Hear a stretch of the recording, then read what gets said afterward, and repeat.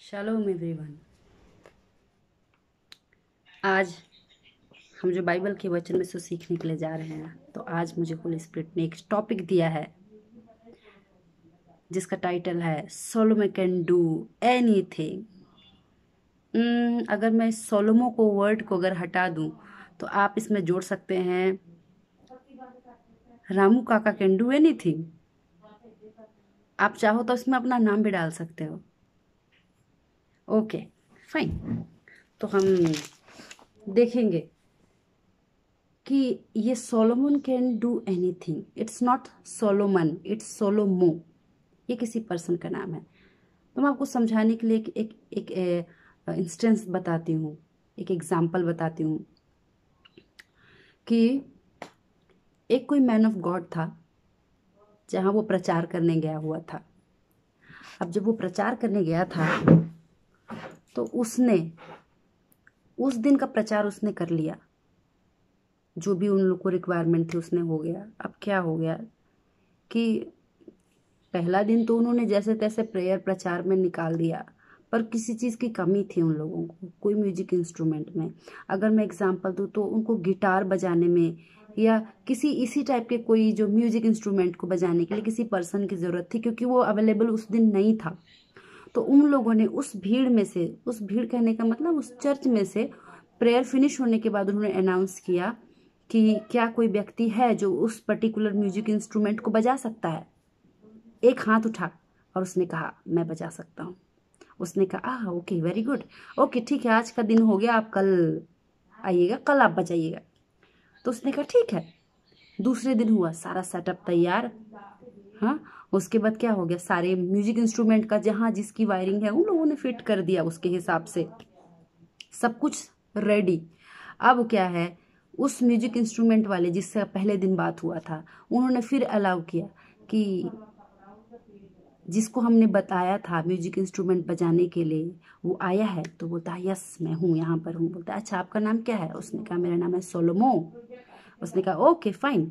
अब उन लोग आ गए, वर्शिप चल रहा है। अब वर्शिप उन्होंने उस म्यूजिक इंस्ट्रूमेंट के सामने खड़े कर दिया, अब बजा। अब क्या है, देखने लगे, 5 मिनट हो गया, 10 मिनट हो गया, उन लोग उसने कुछ नहीं बजाया। तो उसने पूछा बजाओ, तो उसने कहा कि मैं सब कुछ कर सकता हूँ, आई कैन डू एवरीथिंग एनीथिंग, पर आपको बताना होगा कि इसको कैसे बजाना है। तो इस टाइप की स्टोरी होती है। पर यहाँ पर आप एक ध्यान से देखिएगा कि ये सोलोमो की जो क्वालिटी है ये क्या है, क्या क्या क्वालिटी थी सोलोमो की। हम लोग देखते हैं कि सोलोमो एक आपके और मेरे जैसा एक मनुष्य था। और किस टाइप का मनुष्य था ये? एक विल वाला। उसकी इच्छा थी, मैं परमेश्वर, हर टाइम वो अवेलेबल था परमेश्वर के लिए। उसको मालूम था कि अगर यहाँ पर इस चीज की जरूरत है तो मुझे यहाँ होना चाहिए। वो गया वहां पर, उसकी विलिंग थी, विलिंग पावर था, वो वहां पर पहुंच गया। और उसके बाद दूसरी क्वालिटी हम देखते हैं कि वो परमेश्वर के लिए एक्साइटेड था, उत्सुक। ओ मैं इस टाइप का था। अब नेक्स्ट उसका हम लोग देखते हैं कि वो परमेश्वर के काम के लिए हमेशा अवेलेबल रहता था, वो हमेशा अवेलेबल। दूसरी चीज, उसने ये नहीं देखा कि ओ जिस म्यूजिक इंस्ट्रूमेंट की बात करें मुझे चलाना नहीं आता। उसने अपना वीकनेस को नहीं देखा, वो इग्नोर किया, वो अपने वीकनेस पे कभी नहीं ध्यान दिया। उसी प्रकार से ये ऐसा सिचुएशन भी नहीं देखा कि हाँ अनाउंस किए हैं, देखता हूँ चर्च में शायद मेरे अलावा कोई और उठा लेगा, उठ करके बजाने चला जाएगा, और जब कोई नहीं होगा तो मैं जाऊंगा। नो नो नो नो, ऐसा नहीं। वो खुद ही उठा, उसके बाद बोला मैं एक्साइटेड, इच्छा शक्ति परमेश्वर के काम करने के लिए। तो ये सोलोमन था। और आप उसका स्टेटमेंट सुनिए, कॉन्फिडेंस देखिए, उसका कॉन्फिडेंस पता है, Solomon can do anything but condition, you have to teach me. आपको बताना पड़ेगा कि मुझे करना क्या हो, कैसे करना। मैं सब कुछ कर सकता हूँ। यही एक क्वालिटी है जो परमेश्वर की ओर लेकर के जाता है। परमेश्वर को भावता लगता है, एक्साइटमेंट परमेश्वर को भी उसके लिए होता है, उसके जीवन के लिए एक्साइटमेंट होता है। क्या आपके अंदर ऐसा है? है आपके अंदर ऐसा? चलो हम लोग देखते हैं इसी वचन को देखने के लिए कि सोलोमन जो था, जो सोलोमो था, रामू काका था, हाँ, वो क्यों इस टाइप का बोल पाया, ये इस टाइप के बोल्डनेस के वर्ड क्यों बोल पाया? क्योंकि जब हम लोग सोलोमो का सिचुएशन देखते हैं तो वो चर्च में था, चर्च में कहने का मतलब संगति में था, वचन की संगति में था, लोगों की संगति में था, उस लोगों की संगति में जो परमेश्वर के का भय मानने वाले लोग थे, तो उसकी संगति में था, तो उसको पता था, वचन पता था उसको। तो देखते हैं हम लोग उसको क्या पता था। हम लोग फिलीपींस का किताब ढूंढेंगे, फिलिपियंस 4:13, ठीक है। उसमें मैं हिंदी में पढ़ती हूँ, इसमें लिखा हुआ है फिलिपिन 4:13, जो मुझे सामर्थ्य देता है उसमें मैं सब कुछ कर सकता हूँ। देखा आपने, ये वचन उसको पता था, और ऐसा नहीं कि सिर्फ उसको पता था, वो इसके हिसाब से चलता भी था, इसीलिए वो उठ करके गया, उसमें वो बोल्डनेस आया, वो स्ट्रांगनेस, वो सॉलिडिटी उसके में आई, वो विलिंग आई, वो एक्साइटमेंट आया, वो खड़ा हो गया, जबकि वो बजा नहीं सकता था, वो कुछ कर ही नहीं सकता था, तब भी उसने किया। चलो क्विक, मैं इतना लंबा नहीं जाती हूँ, हम लोग आगे जाके देखते हैं। अगर मैं इसको इंग्लिश वर्जन में पढ़ती हूँ, हाँ, इंग्लिश वर्जन में हम लोग देखेंगे, किंग्स जेम्स वर्जन पढ़ती हूँ मैं फिलिपियंस 4:13 में। I can do all things through Christ, which strengthen me. यहां पर मैं आपको बताती हूँ, इसको अगर मैं एम्पलीफाइड वर्जन में पढ़ूं, एम्पलीफाइड वर्जन में, I have strength for all things in Christ who empowers me, I am ready for anything and equal to anything through him who infuses inner strength into me. I am self-sufficient in Christ sufficiency. अब मैं उसको new life translation में भी पढ़ के देखती हूँ। हम लोग ये क्यों वर्जन्स पढ़ रहे हैं? ताकि हम लोग उस वचन को डाइसेक्ट कर सकते हैं। वो जो वचन लिखा हुआ उसके अंदर हम लोग को फ्लोट करना है, उसके अंदर डेप्थ में जाना है कि उसका एक्चुअल मीनिंग क्या है। हम लोग देखते हैं न्यू लाइफ ट्रांसलेशन में, For I can do everything through Christ who gives me strength. Okay, all things. अगर आप बाइबल लेके बैठे तो मैं आपको इनकरेज करूंगी, ऑल थिंग्स के ऊपर आप एक गोला लगा लीजिए। दूसरा क्राइस्ट के ऊपर, और तीसरा स्ट्रेंथ। तो मैं सबसे पहले क्राइस्ट के बारे में बात करूंगी। क्यों ऐसा होता है मोस्टली हिंदी या इंग्लिश में जब हम पढ़ते हैं कि कहीं कहीं पर मेंशन होता है यीशु मसीह, और कई जगह मसीह यीशु। क्या है ये? कई बोलते हैं जीसस क्राइस्ट, और कई जगह सिर्फ क्राइस्ट। कई लोग नोटिस नहीं करते हैं इस चीज़ को। तो मैं आपको एक स्मॉल सा टिप देती हूँ यहाँ पर।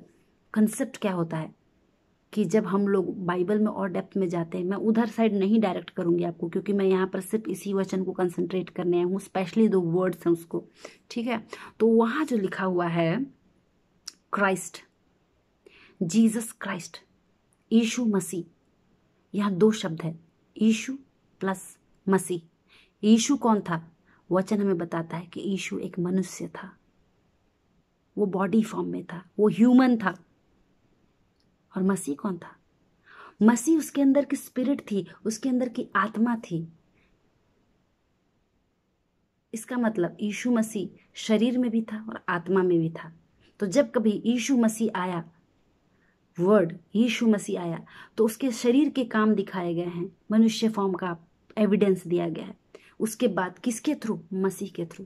और कई जगह मसीह यीशु, तो वहां ऐसा होता है कि यीशु मसीह का जो मसीह यीशु की अगर बात करते हैं तो मसीह हमने क्या जाना था? मसीह क्या होता है?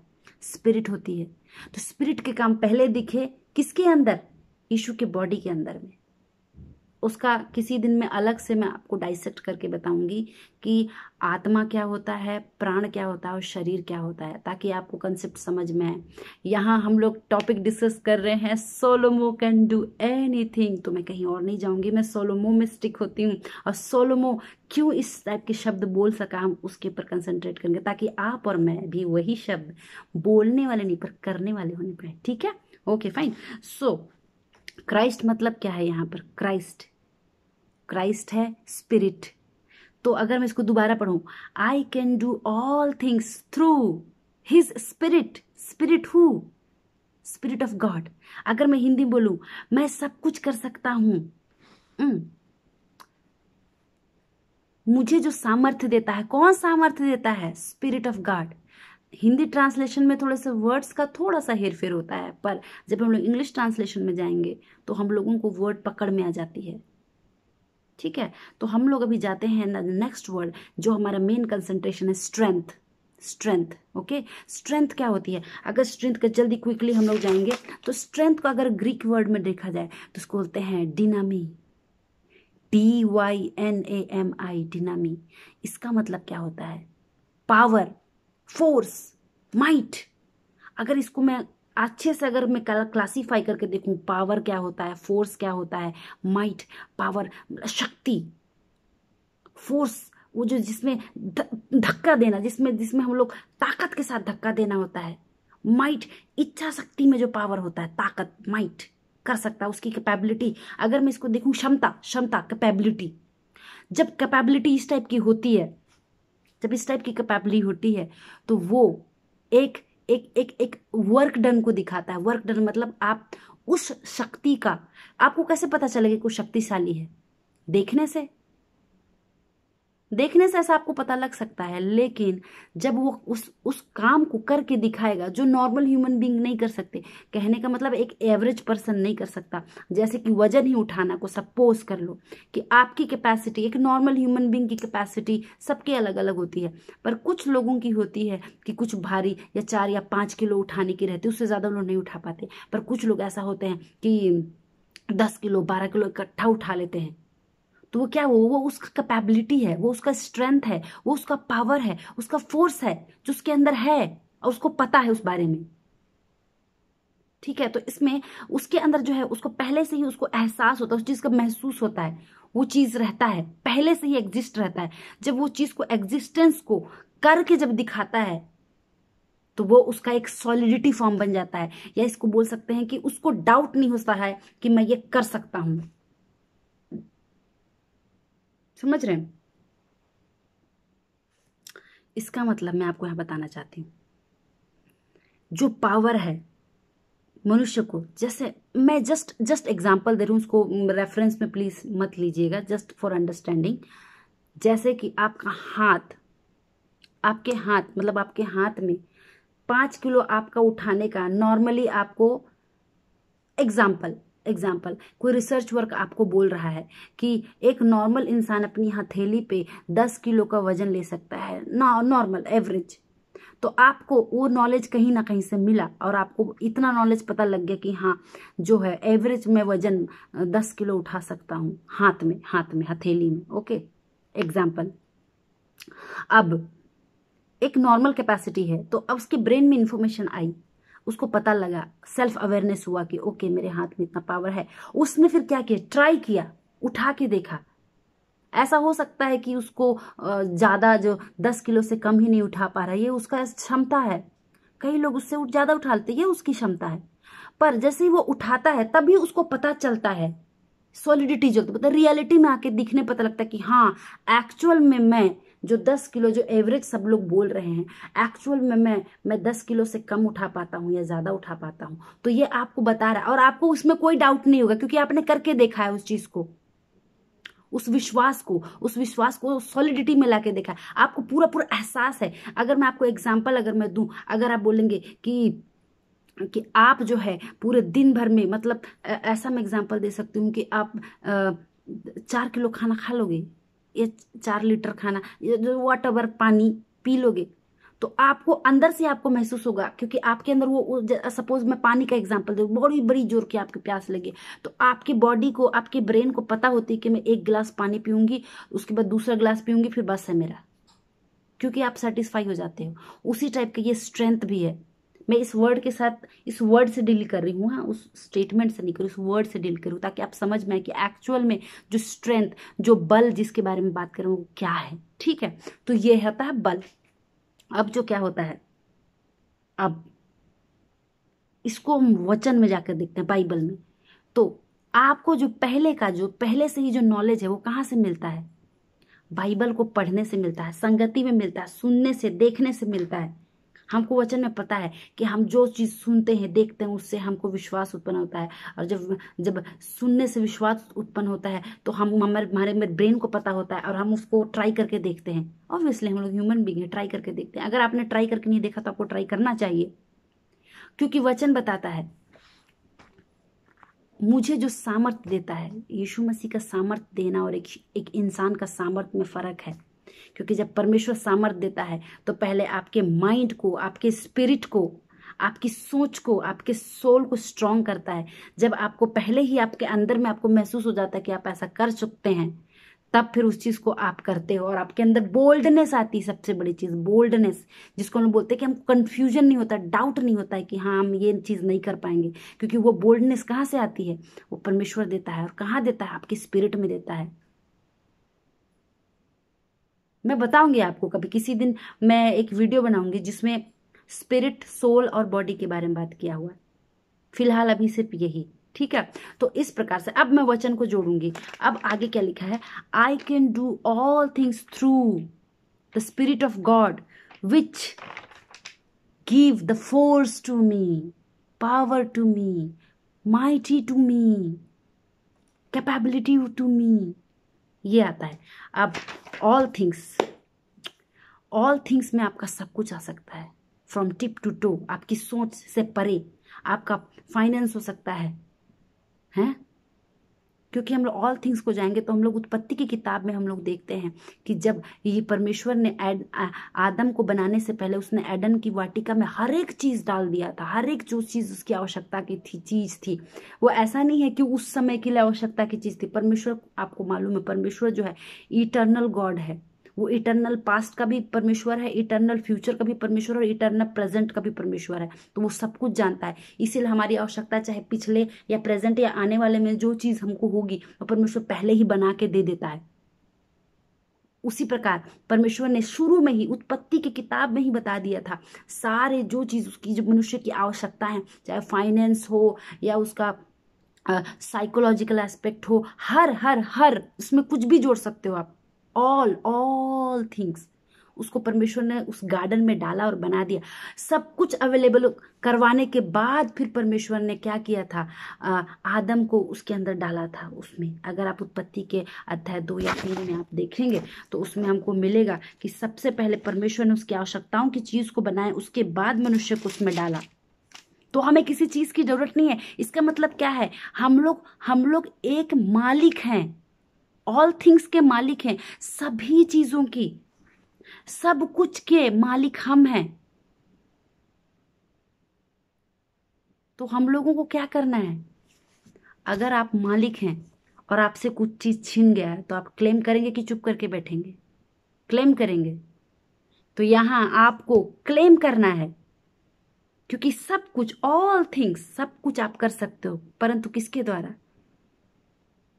परमेश्वर की आत्मा के द्वारा। क्योंकि परमेश्वर आत्मा के द्वारा हमको वो क्षमता देता है, वो कैपेसिटी देता है, ताकि जो हमारी है वो चीज हमारी रहे। हम बोल के ले लेंगे, और जब हम वो ले लेंगे, उस चीज को ले लेंगे, तो उस जो चीज आपको आवश्यकता है, जो चीज आपको चाहिए, वो चीज जब आप ले लेते हैं तब उसी चीज से आप सब कुछ कर सकते हैं। अगर सपोज फॉर एग्जाम्पल मुझे अगर पैसे की जरूरत है और मेरा मोटिव है कि हाँ उस पैसे से मैं परमेश्वर की सेवा करूं, तो परमेश्वर उस चीज को देगा और उससे मैं परमेश्वर की सेवा करने लग जाऊंगी। अगर मैं बोलूंगी परमेश्वर तू मुझे बुद्धि दे, क्योंकि मैं चाहती हूं कि मैं जो चीज समझी हूं मैं दूसरों को बता सकूं, तो परमेश्वर बुद्धि देगा और आप दूसरों को बताएंगे, जैसे मैं आज आपको बता रही हूं। Solomon can do anything. Shalom and thank you.